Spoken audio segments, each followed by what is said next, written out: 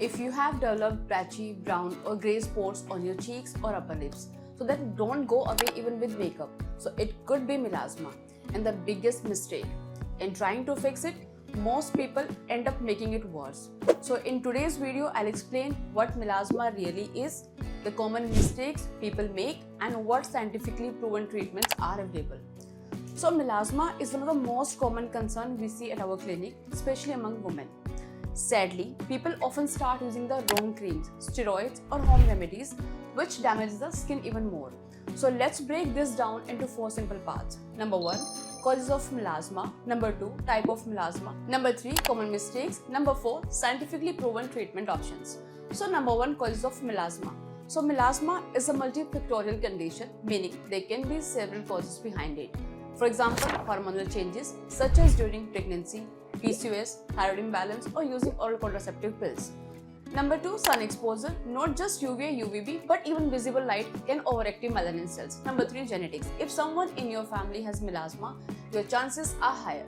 Number 4, wrong skincare. Using harsh products, strong fragrances, or long-term steroid creams can also trigger melasma. So now we'll talk about number 2, type of melasma. Melasma can be diagnosed using a wood lamp or dermoscopy, and it's of 3 types. Number 1, epidermal melasma. Pigment is in the upper layers of the skin, thus respond faster to treatment. Number 2, dermal melasma. Pigment lies deeper in the skin. Results are slower and gradual. Number 3, mixed melasma. The most common type where pigment is present in both upper and deeper skin layers. Now the number 3 common mistakes to avoid melasma gets worse because of some common very mistakes. So not using sunscreen daily. Sunscreen is important not just outdoors but indoors too, for protection from visible light. So use a broad spectrum sunscreen with SPF 50+, PA4+, and reapply every 2 to 3 hours. So using over-the-counter fairness or steroid creams, these give temporary glow but make pigmentation worse in the long run. Harsh scrubbing or exfoliation. So scrubbing doesn't fade melasma. In fact, it can darken the skin and damage the barrier, so worsen the pigmentation. So now the number 4, effective treatment options at SkinLogix. Every melasma case is unique, so we create a customized treatment plan. Some of the most effective options include, so number 1, topical creams. Dermatologist prescribed formulation with ingredients like kojic acid, azelaic acid, arbutin, niacinamide, and retinoids. Number 2, chemical peels. Gentle peels like mandelic, glycolic, and lactic acid help exfoliate pigmentation gradually. Number 3, laser toning.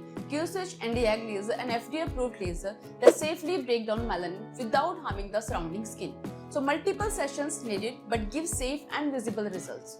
Number 4 is the oral supplements such as tranexamic acid, which support pigmentation treatment but must only taken under medical supervision. So final advice, maintenance is everything.